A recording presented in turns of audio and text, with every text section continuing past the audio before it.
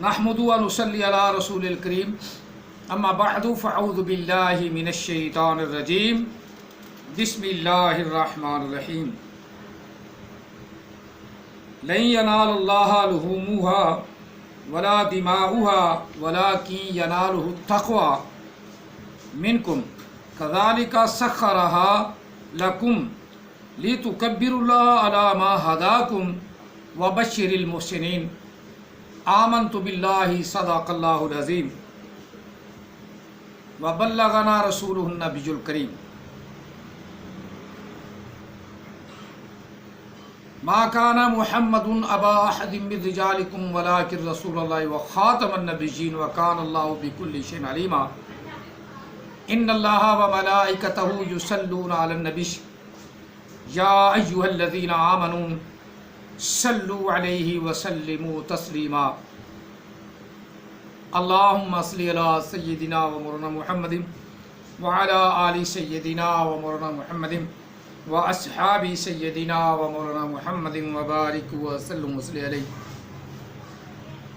الصلاۃ والسلام علیک یا سیدی یا رسول اللہ الصلاۃ والسلام علیک یا سیدی یا حبیب اللہ الصلاۃ والسلام علیک یا سیدی یا رحمۃ للعالمین الصلاۃ والسلام علیک یا سیدی یا خاتم النبیین الصلاۃ والسلام علیک یا سیدی یا نورا من نور اللہ وعلی آلک وصحابک یا سیدی یا محمد رسول اللہ صلی اللہ علیہ وسلم لبیک لبیک لبیک یا رسول اللہ صلی اللہ علیہ وسلم۔ آج کا ہمارا جو موضوع ہے وہ سنت حضرت ابراہیم خلیل اللہ علیہ السلام اور حضرت ذبیح اللہ علیہ السلام اسماعیل ذبیح اللہ علیہ السلام اور آقا علیہ الصلاۃ والسلام کا قربانی کرنا اور تمام مسلمانوں کے لیے ابراہیم علیہ السلام کے اس ترکے کو چھوڑنا وَتَرَكْنَا عَلَى الْآخَرِينَ ذہن سے نکل گا وَتَرَكْنَا فِي الْآخَرِينَ وَتَرَكْنَا فِي الْآخَرِينَ کہ ہم نے ابراہیم علیہ السلام کی اس سنت کو آنے والوں کے لیے بطور یاد چھوڑا۔ تو یہ ابراہیم علیہ السلام اور حضرت اسماعیل علیہ السلام کی سنت جو اللہ تعالیٰ نے ہم سب کے لیے بنائی ہے، آج کا ہمارا موضوع یہ ہے، جس میں تھوڑا سا جلدی سے عرض کریں گے کہ جانوروں کی عمریں کیا ہونی چاہیے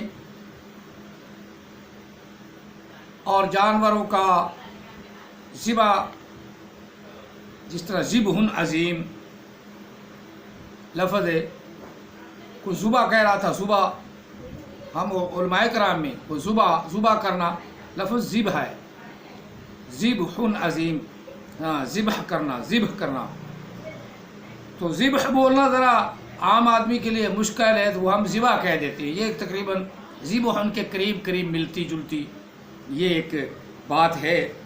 تو ذبح یہ مشکل لفظ ہے اور لگتا بھی عجیب سا ہے، خاص طور پہ انڈیا کے رہنے والے وہ ذبح کہتے ہیں، ذبح زال کے اوپر پیش پڑتے ہیں۔ تو ہم چونکہ پاکستان کے رہنے والے ہیں اور سدیس آسان سا اردو ہماری زبان ہے، اور اردو تو عربی سے نکلا بھی ہے، کچھ عربی کا روپ بھی ہم لے لیتے ہیں، تو لفظ قرآن پاک میں ذبح عظیم، اس لیے ہم اس کو ذبح کہتے ہیں، زال کے نیچے زیر پڑتے ہیں اور یہ بہتر ہے۔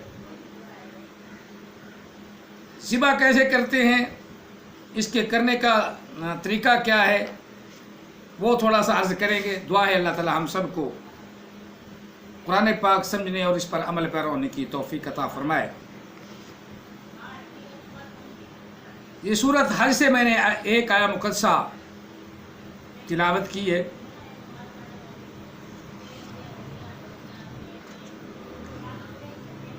اور اللہ تعالی ہمیں قرآن پاک پر عمل پیرا ہونے کی بھی توفیق عطا فرمائے۔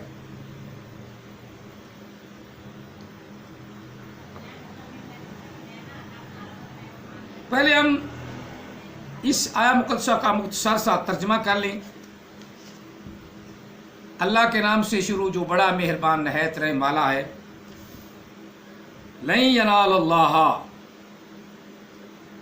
نہیں پہنچتا اللہ تعالیٰ کو، لحومھا، اس قربانی کا گوشت، ولا دماؤھا، اور نہ اس کا خون، ولیکن ینالہ التقوی، ینالہ،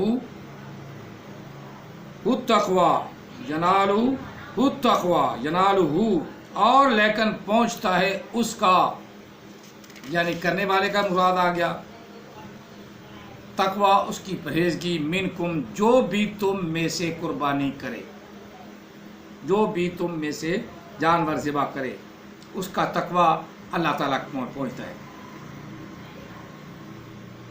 کذالک سخرھا لکم، یہ اللہ کی مہربانی ہے۔ اللہ فرما رہا ہے اسی طرح اللہ نے وہ جانور تمہارے مسخر کر دیے، یا تمہاری طاقتی میں دے دیے، تمہارے تابعدار بنا دیے، تمہارے لیے وہ مسخر کر دیے۔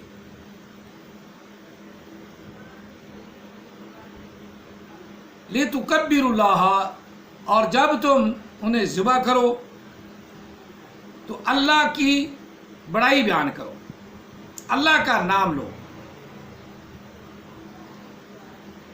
عَلَىٰ مَا هَدَاكُمْ، جس طرح تم کو ہدایت کی ہے میرے محبوب نے، تمہیں ہدایت دی گئی ہے، جس طرح تمہیں سمجھایا گیا ہے۔ لِتُکَبِّرُوا اللَّهَ، اللہ کی بڑائی بیان کرو۔ عَلَىٰ مَا هَدَاكُمْ، عَلَىٰ مَا هَدَاكُمْ، جس طرح تمہیں بتایا گیا ہے، جس طرح تمہیں سمجھایا گیا ہے۔ وَبَشِّرِ الْمُحْسِنِينَ، اور اللہ تعالیٰ نے اس قربانی کو کیا کہا؟ حالانکہ اللہ پر کوئی احسان نہیں کر سکتا، اللہ کہہ رہا ہے کہ ایسا کرنے والے، احسان کرنے والے، ان کے لیے خوشخبری ہے۔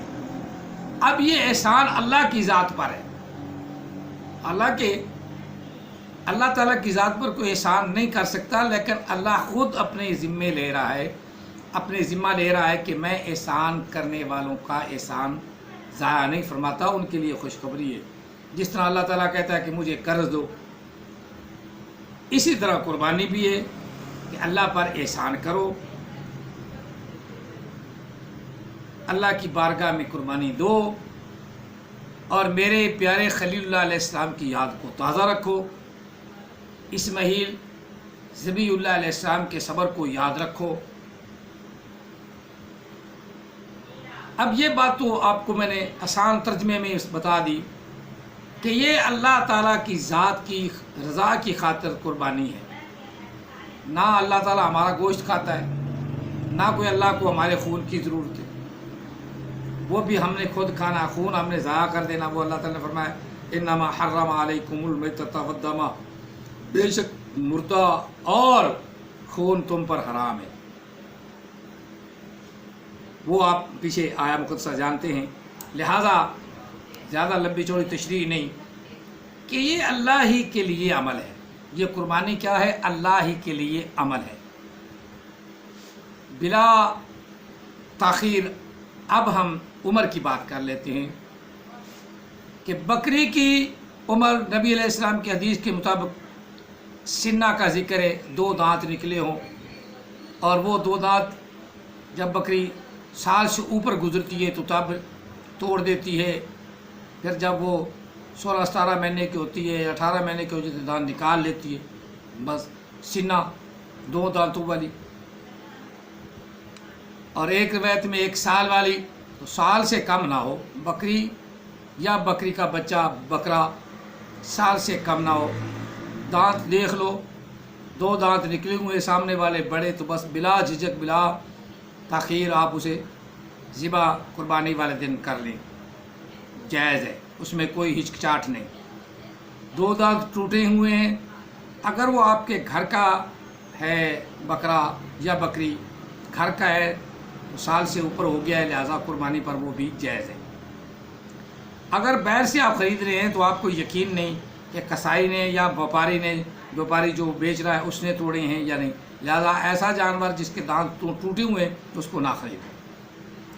इसी तरह गाय की उम्र है 2 साल से ऊपर होती है तो दो दांत फेंक देती है, तोड़ देती है।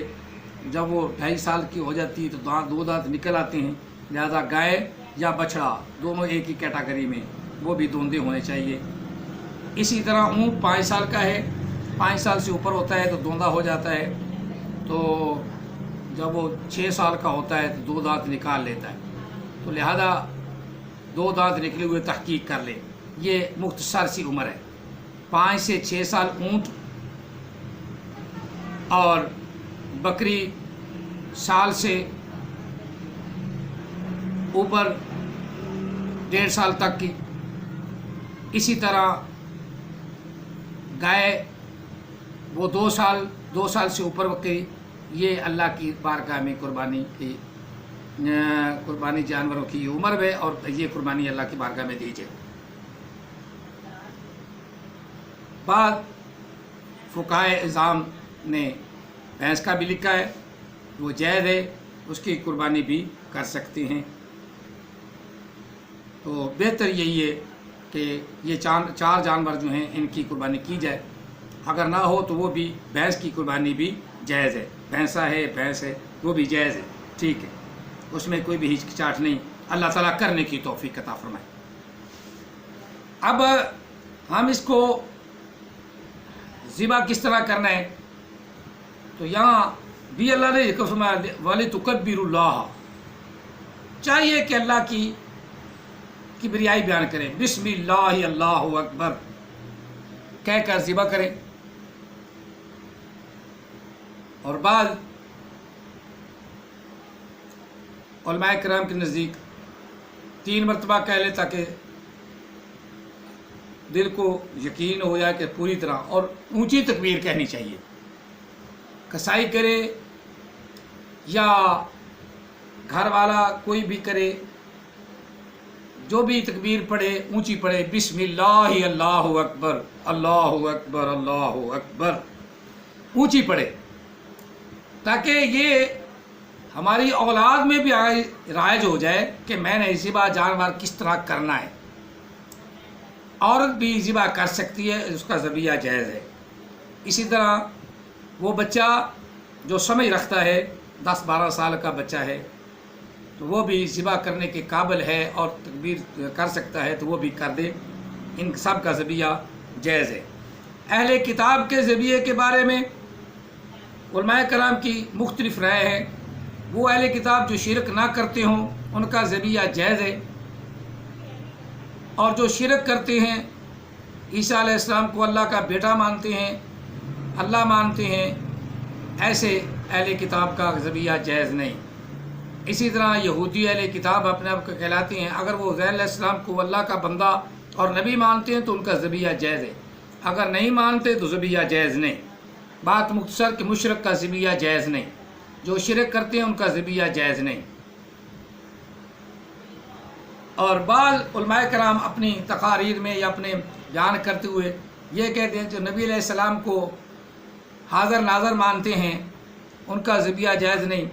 वो सिर्फ़ और सिर्फ नस्ल की अदावत की वजह से कह रहे हैं। नबी अलैहिस्सलाम को हाज़र नाज़र मानते, हम भी मानते हैं, लेकिन अल्लाह की तरह नहीं।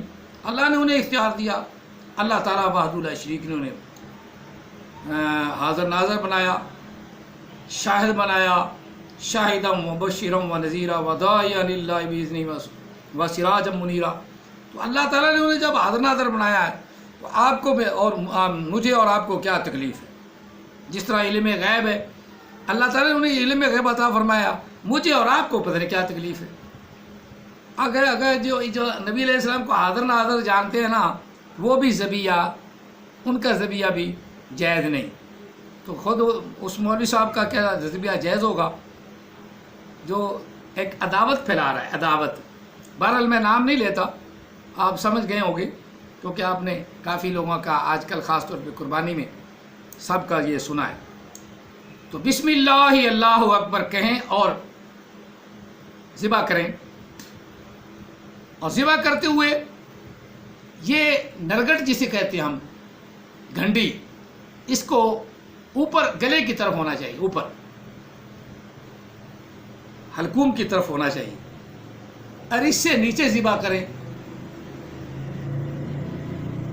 نرگٹ سے.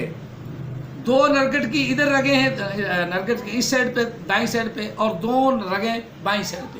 یہ ٹوٹل 4، اور یعنی بڑی رگ جسے نرگٹ کہتے ہیں، بڑی رگ شاہ رگ کے علاوہ یہ 4 رگیں دوسری ہیں. یہ 4 ٹوٹل 5 رگیں، ان کا کاٹنا نہایت ضروری ہے. یہ ذبح ہونی چاہیے. یہ ذبح کے لیے یعنی نرگٹ کے ساتھ ساتھ 2 دائیں سائڈ پہ اور 2 ہی بائیں سائڈ پہ یہ رگا کاٹنی ضروری ہے. اور جانور کو بائیں پہلو پہ لٹائیں، منہ اس کا قبلہ کی طرف کریں، اور سر کی طرف سے بھی کوئی آدمی پکڑے ہوئے ہو، پاؤں کی طرف سے بھی کوئی نہ کوئی جکڑ وغیرہ ہونا چاہیے، تاکہ جانور جو ہے نا وہ زیادہ اچھل کود نہ کرے. اور پھر دوسری چیز ہے کہ بعض کسائی جانور کا سر الٹا کر کے تو گردن توڑ کر اندر چھری لگاتے ہیں، حرام مغز کو توڑتے ہیں. یہ غلط ہے، یہ مکروہ ہے، ایسا نہیں کرنا چاہیے. جانور کو آرام سے ٹھنڈا ہونے دیں، بعد میں اس کا سار کاٹنا ہے تو بعد میں کاٹے، پہلے پوری طرح بس یہ بڑی رگ شاہ رگ اور دائیں اور بائیں سائڈ پہ 2 رگیں، ٹوٹل 5 رگیں ہیں، جس نرگٹ سمیت 5 رگیں کاٹنی ضروری ہیں ذبح میں. اور تسلی سے کوئی بھی ذبح کرے تو یہ کاٹ لے. 3 رگیں بھی کٹ گئی تو تب بھی ذبح مکمل ہو گیا. خون ٹپک کر یعنی اچھل کر باہر چلا گیا، رگیں پوری طرح نہیں کاٹی، اب جلدی سے کسائی نے پکڑ لی چھری، اس نے کاٹ دی، تب بھی ذبح ہو گیا. اور ذبح مسلمان بہتر ہے کہ مسلمان کرے، بہتر ہے کہ خود مالک کرے. کسائی اگر منہ میں پان رکھے ہوئے ہیں تو اسے ذبح ہی نہ کرنے دو. وہ پوری طرح اللہ کا نام بھی صحیح نام نہیں لے رہا. کسائی مسلمان ہی ہوتے ہیں ارے، لیکن منہ میں گند رکھا ہوتا ہے یا بیڑی رکھی ہوتی ہیں، بیڑی رکھا ہوا ہو دیکھ لیں بیڑی رکھا ہے یا پان رکھا ہوا ہے، تو ایسے کسائی کو ذبح نہ کرنے دیں. بالکل بہتر ہے کہ خود وضو کر کے، غسل تو آپ کا کیا ہوتا ہے، اگر وضو نماز کے بعد غسل اپنا وضو ٹوٹ گیا تو وضو کر کے ذبح کریں اور دعا پڑھ لیں. انی وجہت وجہی الذی فطر السماوات والارض حنیفا وما انا من المشرکین ان صلاتی و نسکی و محیای و مماتی للہ رب العالمین لا شریک لہ بذالک امرت انا اول المسلمین. یہ دعا پڑھ لیں اور دعا کریں کہ یا اللہ جو میں نے تیری بارگاہ میں پیش کیا اس کو قبول فرما، اور ہمیشہ میری اولاد کو بھی کرنے کی توفیق عطا فرما. اس کے بعد فوراً ہی ذبح کر دے، اللہ قبول فرمانے والا ہے. اور یہی آج ہم نے آیا مقدسہ جو تلاوت کی ہے، پڑھی ہے، اس کا مفہوم بھی یہی ہے کہ اللہ تعالیٰ کی بارگاہ میں تمہاری قربانی اور تمہارا گوشت اور تمہارا خون وغیرہ نہیں پہنچتا، بلکہ تمہارا تقوی اللہ کی بارگاہ میں پہنچتا ہے. اور پھر قربانی کر کے اللہ کی بارگاہ میں اپنا نذرانہ دو اور اس کو علماء کرام کے اور آقا علیہ السلام کے فرمان کے مطابق 3 حصوں میں تقسیم کر دو. اللہ تعالیٰ قبول فرمانے والا ہے. اللہ تعالیٰ ہم سب کو آقا علیہ السلام کی ہر سنت کو ادا کرنے کی توفیق عطا فرمائے. اگر گھرانہ بڑا ہے تو خود بھی سارا کھا سکتے ہیں. جانور زیادہ وہ دینا چاہیے جس میں زیادہ سے زیادہ گوشت ہو. باقی اللہ تعالیٰ اپنی طاقت میں اب جو اللہ کی بارگاہ میں ہم نے دیا ہے وہ اللہ تعالیٰ قبول فرمائے. طاقت کے مطابق ہے، جتنا بھی تقویٰ ہے وہ اللہ کی بارگاہ میں دو.